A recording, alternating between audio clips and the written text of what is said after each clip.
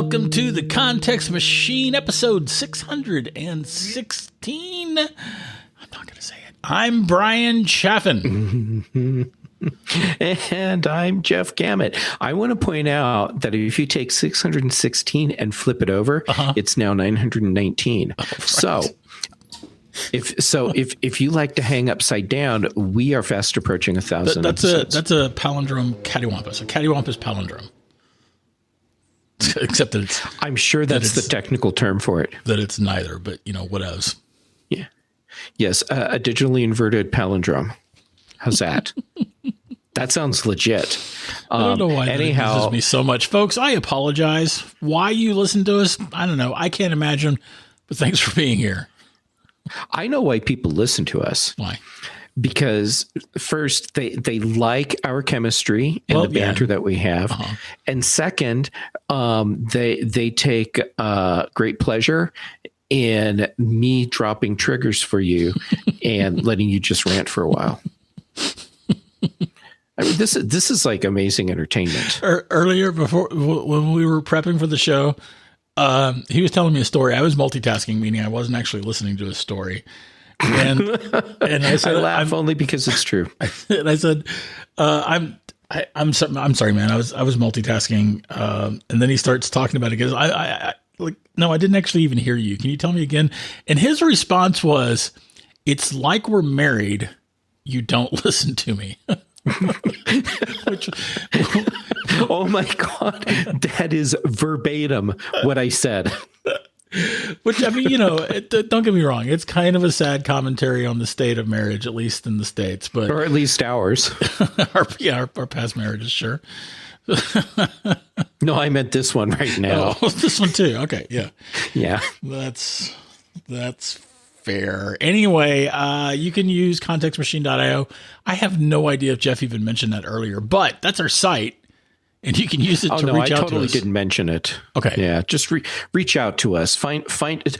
Google us. You can find us out there. That's true. And we're on post.news and Mastodon at Context Machine. And I may mention this again, but I would love if anyone has an invite to Blue Sky. That's Jack Dorsey's new social network project.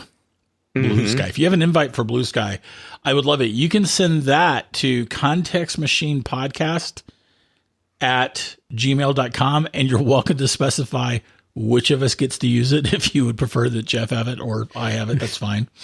That's only fair. And if we get more than we can use, we will let you know by email.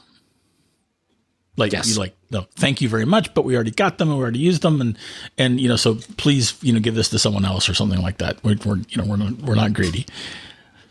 We're not greedy. Hey, Bryan, did you see that we have a sponsor today? Oh yeah, I did actually. Factor, right?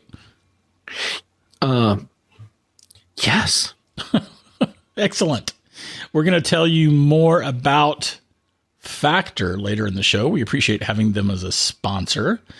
So in the meanwhile, we have sort of a scattershot kind of set of topics. You mentioned something that I know absolutely nothing about, i.e. just another week. And that was Apple announcing some accessibility stuff. So lay it on us. Okay, so this week, Apple announced new accessibility features for iOS. The announcement timing totally makes sense. They announced this on May 16th. And so that, I believe, was like a day before Global Accessibility Awareness Day. So if Apple's going to do a big accessibility announcement, having it happen about the same time as Global Accessibility Awareness Day totally makes sense, and they have done this before. So that is not precedent setting. And the timing it's cool, yes. And the timing also fits well with the rumors that Apple is going to be dropping lots of announcements before WWDC because they have so much packed in already that they need to clear some stuff out first. Makes sense for this because these are features available this fall. So that tells me when the new version of iOS comes out. That is interesting that they would pre-announce that in May. The timing does make sense, of course. But so tell us what's in there. Okay, so the big feature that I see that I think people are just going to love, it's called personal voice. So let's say that for whatever reason you need to have a digital version of your voice. Picture like someone who's suffering from some sort of disease or other malady that is robbing them of their voice, like literally preventing them from being able to speak. Sure. Before they lose their voice completely, they can use their iPhone and train it with their voice. So there's like this 15-minute thing you have to do. Probably very similar to some of the stuff that we've seen over the years of any computerized voice training. Like this, like we're seeing a lot of that stuff for the Siri, the woman that was doing the Siri voice. We'd see a lot of her recordings. Yes. Now, for those sessions take hours and hours, but it's because there's so much you have to say. But in this case, 15 minutes. But it's surely related. Yeah. Okay. Yeah. I accept your apology. I'm just saying yeah because I wasn't listening to what you said, and I figured if I said yes, that it would just make it go away, whatever it was. That's fair. Yeah. I'm sorry. What did you say? I said it's surely related. To what? To the things that we've seen in the past for how these voices are made. Oh, of course it is. Yeah. Okay. Yeah. Excellent. Again, I accept your apology. Carry on. You're going to sleep on the couch again tonight. Anyhow, so it takes 15 minutes to do the training thing. And then you have this digital version of your voice stored on your iPhone. So it's something that can't be stolen from you, really, because the whole thing is stored locally. Boy, this is the reason why Apple needs to have iPhones with such crazy powerful processors, because if you're going to be doing this stuff locally, you need the horsepower in your pocket to make it happen. Right. And I'd like to immediately point out that I would never in a million years trust another company with that. Yeah. Not from a security standpoint, not from a marketing standpoint, not from a privacy standpoint. Yes, there's like there's two levels here. There's this personal level, meaning like consumer level, where I'm okay trusting Apple with this because they're saying it's all being handled locally on device, and they have a track record of actually being legit about these things. Then you have the professional level where you're in a studio and you're doing this as part of a company, and it's a totally different thing. So, anyhow, so you can have a digital version of your voice. You type something out and immediately it gets translated into your spoken voice. I think this is going to be incredibly empowering and really cool for people.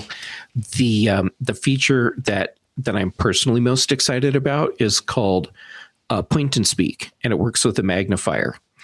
So, my eyes aren't the best.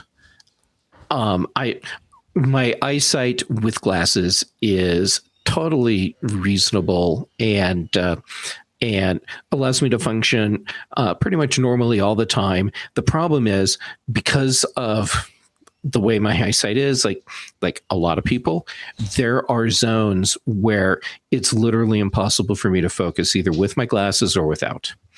So that makes it hard in stores sometimes when I'm trying to read labels or see what the price is of something.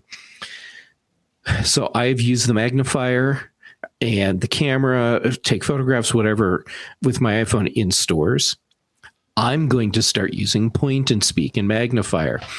So this uses the camera on your iPhone. You point your phone at whatever it is that has text on it. It identifies where all the text is, and then you just point like in real space, not point or tap at the screen. Put your finger out and point at the thing that you want your phone to read. And then your iPhone figures out where your hand is, which text thing it's pointing at, and it reads it to you. So for people that have really, really bad eyesight, like way worse than mine, imagine like they're in a building and they need to hit a button like to buzz someone's apartment or pick the right floor on an elevator to go to. They can now just very quickly hold up their phone, point, and then their phone will read to them whatever it is they're pointing at to make sure that they got the right thing. That makes sense. Yeah. So there's some other features that are going along with all this. Those are the two big standout ones for me. And I figure with your attention span, that's probably about all we should hit for now. That is probably true. I had a package. I apologize. I've got a UPS person who will not leave anything on our doorstep. Wait, so you saying you walked away? Yes. From while I was sitting here explaining all this to you. Yes, but I had a point I wanted to make, so I'm gonna be extra rude and come back to it.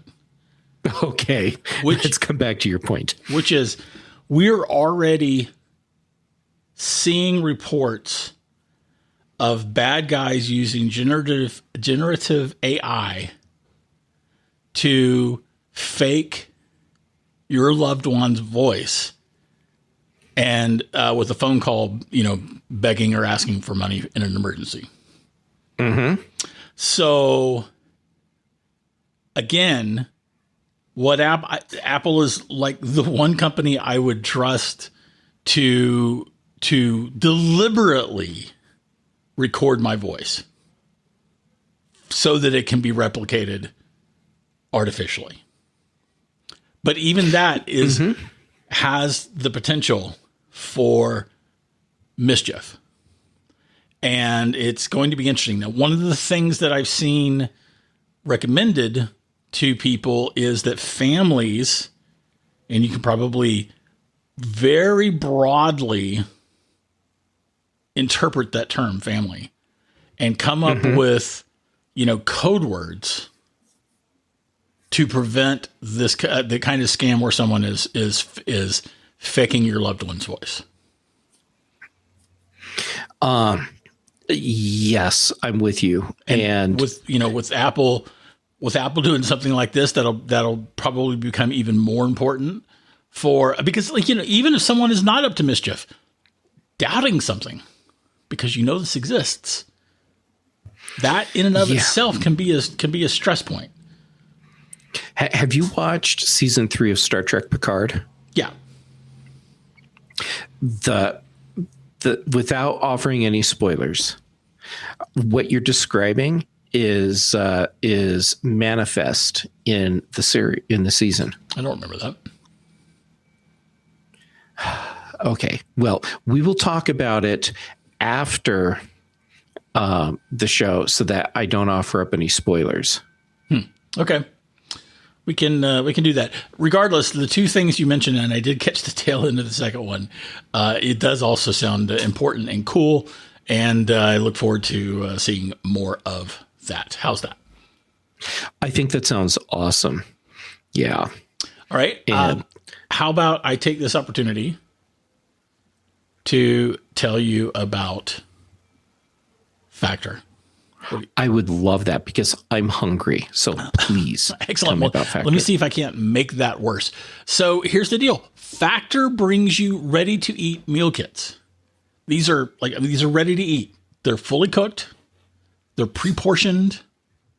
They're very easy to heat up.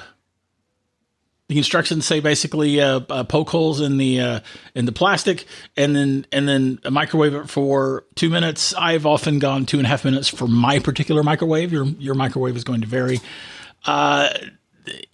It's delicious food, and it's easy. It's fast. Saves a lot of money from like ordering, Grubhub and DoorDash and Uber Eats and whatnots.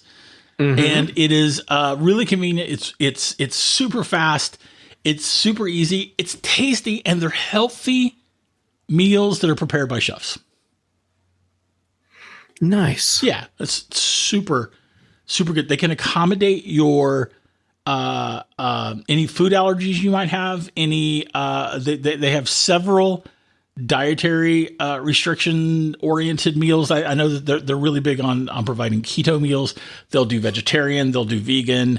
And like you, right? When you did yours, you told them you couldn't have dairy. Right. And it was not a problem at all to accommodate my dairy allergy. Fantastic. Which is great. That is fantastic. They also have calorie smart meals that are meals with, as they put it, with around or less than 550 calories per serving. They'll do like these extra, you can do extra things where you're adding on extra stuff or adding on, like they have various desserts you can add on. They've got the smoothies that are very delicious that you can add on. You can do, they call them protein plus meals with 30 grams of protein or more per serving. Right? They have a lot of different things, and everything I've had from Factor, and I was a subscriber long before they came onto the show as sponsors. Everything I've had from them has been delicious, and again, super easy, which I completely love. The portions are proper and appropriate, and it's good stuff. And here's the thing, Jeff. Bryan. Because you're listening, well, not you, because I know you're not listening, but for everyone who is listening, you can head to factormeals.com/TCM50 and use code TCM50 to get 50% Hold off on, your I'm first writing box. that down. TCM50. Got it. Okay. Right. It's factormeals.com/TCM50. Use code TCM50, that's the context machine 50, to get 50% off your first box, which is a heck of a deal. We appreciate them sponsoring us, and we would like for you to check them out. Yeah. Yes, please go check them out. And thank you, Factor Meals, for being our sponsor. Yeah, for sure. Next, for things that I didn't know that you mentioned pre-show, would be Disney announcing some news. Okay. So Disney is going to remove more than 50 shows from Disney Plus and Hulu. They're pulling an this HBO? month. I'm sorry. They're pulling who's the new mother? They're pulling a Max. A Max. Yeah, but it wasn't really Max that. Who's HBO Max's owner now? Is it Discovery? Discovery. Yeah, it's Discovery that announced it, where they pulled all these shows. Yeah. To save a couple of bucks, including a bunch of beloved shows. Yes. Yep. And so Disney is doing the same thing. So actually, it's coming up really fast. 50 shows? More than 50 shows on May 26th. Boom. Gone. Wow. Yeah. Including Willow. That series was released in January, and they have 2 more seasons planned. This is the new TV show. This is the new TV show. Yes. Willow is going to be gone. Well, that which has me questioning if they're even going to make the rest of the series now. I can't imagine. I mean, who is the writer? How much is this cost cutting? Do we know?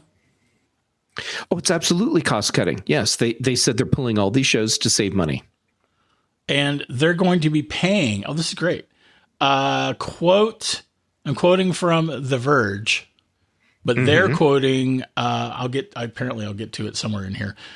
We are in the process of reviewing the content on our DTC services to align with the strategic changes in our approach to content curation. Wow, corporate speak. said McCarthy. Who is McCarthy? Chief Financial Officer, Christine McCarthy. Okay. Okay.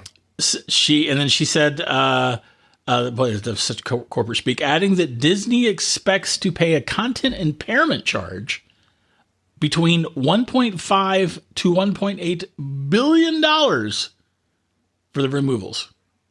According to Variety, and that was not, that was a quote from The Verge, not from Christine McCarthy. According to Variety, Bob Iger, CEO of Disney, has targeted $3 billion in savings for 2023 after spending almost $30 billion on content for the Disney Plus streaming service last year. All right, so this is definitely about cost. Oh, cutting. yeah. And if they're pulling Willow, it's impossible to imagine the season 2 will actually be aired. Yeah. Yeah. Okay. So to go along with that, along with pulling Willow, they're pulling The Making of Willow, which actually was a really fun mini documentary. The World According to Jeff Goldblum. Yeah. This one just stings.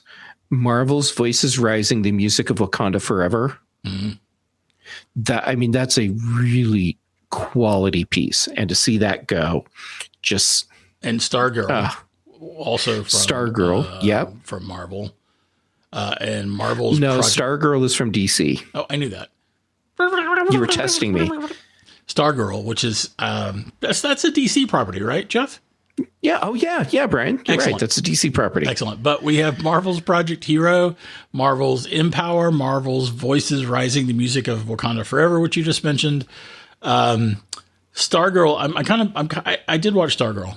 I didn't love it, but I liked it. America the Beautiful. I don't know what that is. Better Nate Than Ever. Don't know what that is. Weird But True. Timmy Failure. Be Our Chef. Magic Camp. A lot of these shows I just don't know. Foodtastic Stuntman. Disney Fairy Tale Weddings. I'm okay. Yes, some of these are focused at kids, younger kids, and at the YA tween space. That makes sense. On Hulu, because this is Disney Plus and Hulu, Why the Last Man is apparently being pulled. I enjoy it. It's funny. That's one of those shows that I really liked and then didn't finish. Do you have those shows? Well, you better hurry up. Yeah, apparently. Apparently. Pistol, Little Demon, Maggie, Dollface, The Hot Zone, The Premise, Love in the Time of Corona, Best in Snow. Do you see what they did there? Best in Doe. Do you see what they did there? Darby and the Dead and The Quest. All right, so maybe not a bunch of, I don't know. It's a lot of shows to pull. It's a lot of shows. Yeah. Yeah. It is. Interesting. Yeah, it's disappointing. It is. It's a little bit disappointing, a little bit sad. But, the reality is, Jeff, you and I have talked. I think I've argued this more vociferously, yes, than you. But I've said for a while that we've been in a golden age of TV. That even though we've had more and more content coming out, more and more of it was good, right? We don't have Gilligan's Island shows anymore.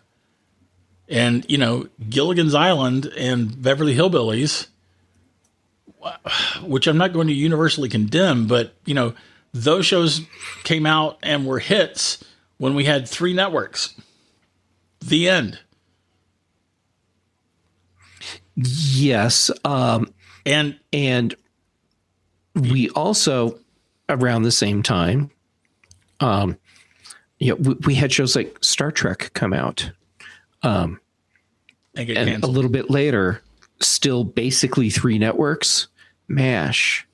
I'm not saying there weren't good shows back then, Cagney and Lacey. But I am saying that we have never before had as many fantastic shows as we've experienced, probably since about, I would say 2010. That's when Justified started. Okay. And, maybe a year or two or four before that, but, basically some of the cable networks, USA Today, FX did Justified. But that company that owns them, they were making really, really high quality shows. And I feel like that's when it started. The streaming world, and like, again, this is what this proliferation, so theoretically you're having writing talent more and more diluted, but I would argue apparently not. Theoretically, you have acting talent more and more diluted. You have, and again, I would say apparently not. And, the same with directing and all of these things. And we just gotten all these great shows. So to have some pullback, especially in the age of consolidation, that was what the deal was with Discovery Networks or whatever their mega giant company is called these days. When they bought HBO and canceled all the shows, it was because they were consolidating from a merger. That's not the case with Disney, but Disney has a lot of shows out there. They do. Yeah, they do. They spent $30 billion last year on content. It's a lot of money. That's a lot of money. Sorry, almost $30 billion. Yeah, that's a lot of money. But it was also a diverse collection of content, which is good. Yeah, for sure. And some really top-notch shows. Yeah. It's pretty. I've never seen the Willow movie. I just loved it. Now, keep in mind, I saw it when it came out. Sure. And that was a totally different experience at the time. It really broke new ground. Yeah, for sure it did. Yeah. So I don't know how well the movie holds up today. I like to think it still holds up pretty well for its day. Yeah. And I'm bummed that the series is being canceled. Yeah. I'm assuming it's being canceled since they're pulling season one. That's true. We don't actually know. Yeah. But it's being canceled. But yeah, I mean, I loved what they did with the movie. And I think that they really let the series mature. Like if the movie was being made today, I think that the TV series is being true to what it would be. Sure. And Netflix too really expanded and plowed a bunch of money into a bunch of new shows, and maybe not all. I mean, and they ended up canceling some shows, and some of them were really good shows, but at the same time, there was a lot of expansion. And the same thing is true with Disney. Apple, I think, has been a lot more careful and methodical. I agree. Yes, Apple has been. Which brings me to Tetris. Yeah, let's talk about Tetris. Have you watched it yet? Well, funny enough, it's a 2-hour movie, give or take a bit. And I watched the first hour, and then I watched the second, third, another 30 minutes, and while I was eating lunch, and then we needed to record. I'm amazed you've been able to watch it in segments. I did not want to. I did not. I wanted to watch the whole thing through. Time management just didn't allow me. Okay, you know me. I'm really sorry. I tried to pull that on you. My pretense at time management didn't allow me to watch it in one sitting. It's fantastic. Oh, I absolutely love it. It is so well written. The acting is great. I think the pacing is just wonderful. And while they have taken a few liberties with how some of the things happened, just so that they could have the right pacing and get people from one place to another, and explain how they got there. Yeah, so that there's a little bit of embellishment, but not where it really counts. So the fair. Absolute craziness of what you see in that movie, of what the people are going through, that's a thing. That really happened. This movie is the story of how Tetris was brought from Russia to everywhere else essentially during the last days of the Soviet Union. Yes. Yeah. Yeah. This is all playing out as the Soviet Union was fast approaching its last days. Yeah, you're right. Was Microsoft a real company? Or did they make that up? Yeah, the companies are all real. Yeah, okay. So they aren't holding any punches. Their company was active between 83 and 91. They figure into the story. It was a subdivision of the Mirror Group newspapers, as in the Mirror, which is an important thing. Which explains the head of that company. Yes, it does. Again, yeah. I haven't actually gotten to the end of it, so yeah. Interesting. Dave saw this at South by Southwest when it was being previewed. Dave Hamilton. And he was telling us, you got to watch, he said that and Air, the story of Air Jordan. Which I haven't had a chance to watch yet. I haven't watched that one yet either. He basically couldn't shut up about either one of these movies after he saw them at South by Southwest. And it just took me a little while to get to it, in that I just started watching it 2 days ago. So, but it's great. He was right. My point is that he was correct. It's fantastic. Yes. And it plays in very nicely to what you're saying about Apple is taking a slower, more methodical approach to adding content, and they are picking high quality content across the board. It may not all appeal to each of us, but it's all really well done stuff. Agreed. At this point, Apple has so many shows, I have not seen them all. And there are many that I have not seen. Yeah. And that's a pretty far cry when they launched and everyone was saying, oh, they've got no content. Which just amazed me that people were bagging on Apple because they didn't have content. It was a brand new streaming service.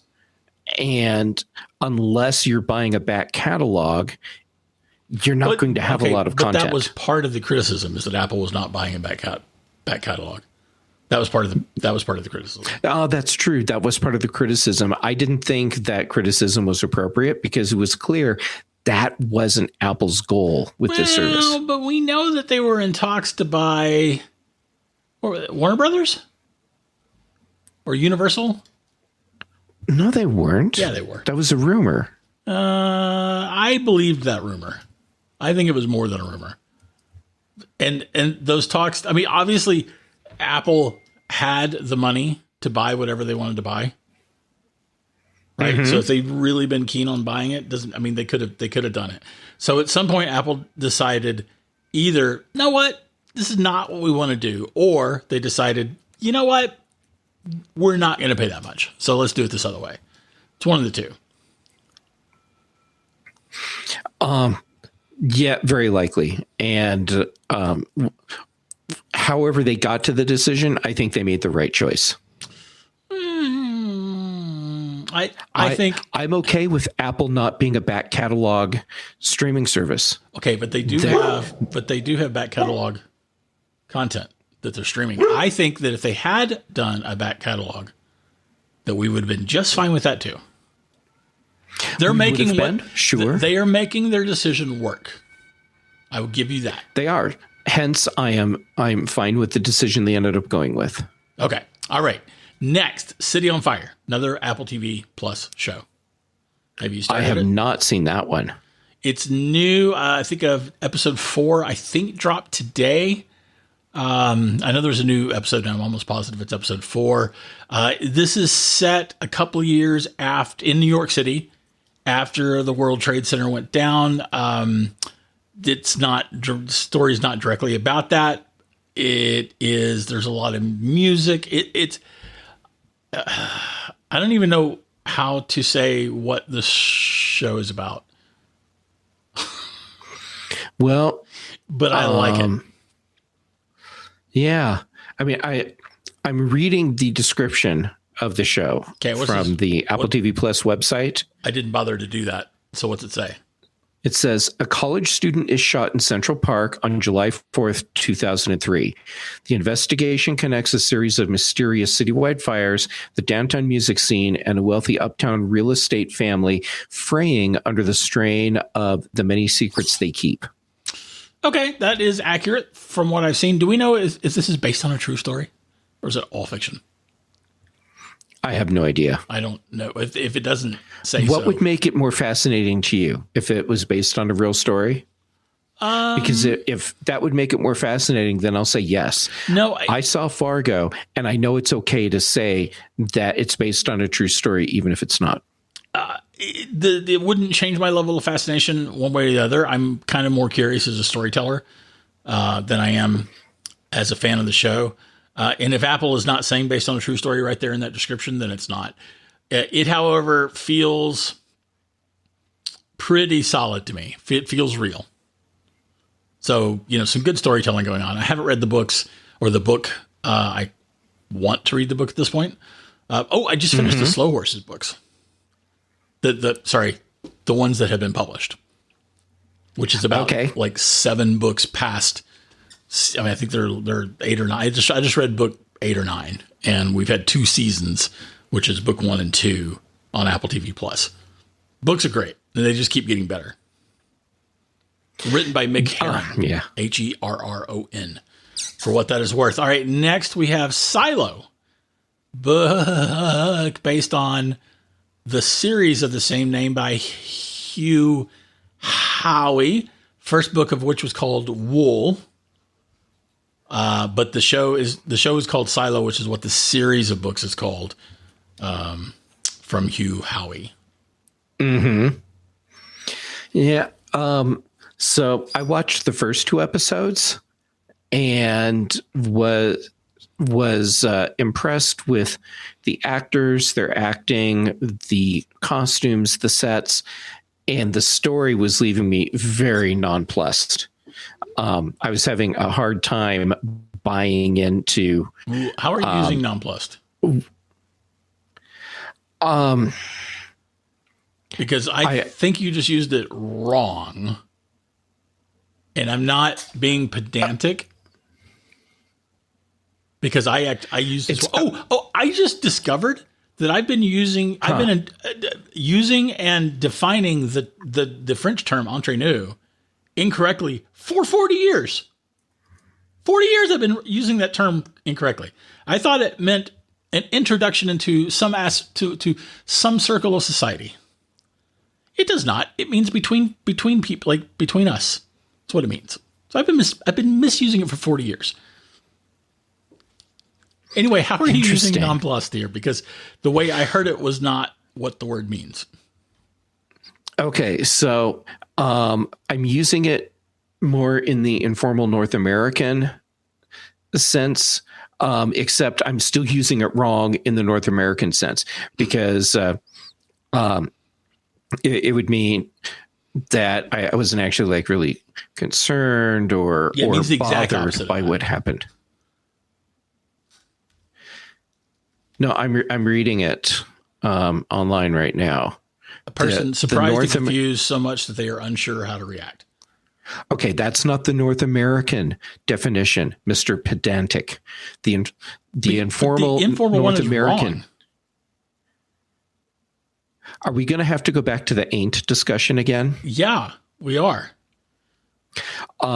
So informal North American use of the term nonplussed does not mean what it does actually historically. Listen, the difference between this and ain't is that ain't is a made-up word. And it's the made-up word aspect that had pedants all a tizzy and a bother. In this particular case, nonplussed means a thing that is not intuitive from its construction. And what you're telling me is that so many people have used it wrong that the wrong definition is becoming acceptable. That's how language works. That annoys the crap out of me. Now, please refer back to That's why irregardless is actually in the dictionary now. Fair. I am not a fan of irregardless. However, it's an accepted word now. Now, regardless, I was using nonplussed incorrectly for the sense that I thought I was using it as the informal North American usage of the word. So what I really meant was that I was not engaged by the show. Yeah, you found it ho-hum. And you found it ho-hum. Yeah, I found it kind of ho-hum. And I was having a very difficult time with my suspension of disbelief and buying into the explanations for the situations that were presented, knowing full well that at some point we're probably going to get a twist where we get a different explanation. Everyone gets the big aha moment. But the fact that the people are in the situation they're in and acting in the ways that they are acting, just the community in general, I could not buy into it. And I was ready to walk away from the show. I went ahead and watched the third episode, and I felt it was much better. While I still have major issues buying into a lot of what's going on, I was at least enjoying what I was watching. All right, so fair. Yeah, Silo. I've read the books. I'm enjoying the show much more than the books so far. A new episode 4 dropped today, probably after midnight, or like, in other words, many hours ago. But I definitely saw it today, and I didn't see it before midnight. Sorry, just being, a little bit micro-focused here. And I have not watched it. Episode 4 is out. I'm enjoying it. I recommend it. City on Fire, I'm enjoying it. I recommend it. Tetris is amazing. I absolutely 100% recommend it. I don't know that City on Fire is going to be everybody's cup of tea. And Silo is going to appeal to folks who like a, post-apocalyptic story. So that's definitely not going to appeal to everybody. Right up my alley. Yeah. I like that we have a wide range of shows available on Apple TV Plus.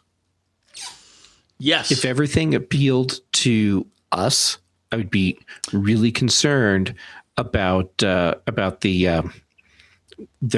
streaming service overall. True because that would tell me there's not enough diversity to have a very large subscriber base. Fair. All right. Listen, we have to post a show. Yeah. So that you can get back to finishing Tetris. Yes. That is exactly the case. So let me do this, Jeff. And then let you know something you probably never heard before in your life because you don't listen to me. That's this week's Context Machine. If you have anything to comment, add, question, comment on even, add or question, you can write us at contextmachine.io. I am Geek Tells on the various social medias and geektells.com. Jeff, you are Jake Gammett. Is that correct? Oh, I'm sorry. I wasn't listening. Yes, that's correct. Also, Brian, yeah. Our show today was sponsored by Factor. So everyone should head over to factormeals.com/TCM. Use that discount code TCM50 and get 50% off your first box. Right. And you did the same thing I did. So I'm just going to point out specifically that it's factormeals.com/TCM50. Mm-hmm. And use that code TCM50, 50% off your first box. Yes. Right. That's the thing right there. Do it. That is the thing. Our music was recorded by Dr. Boom just for us.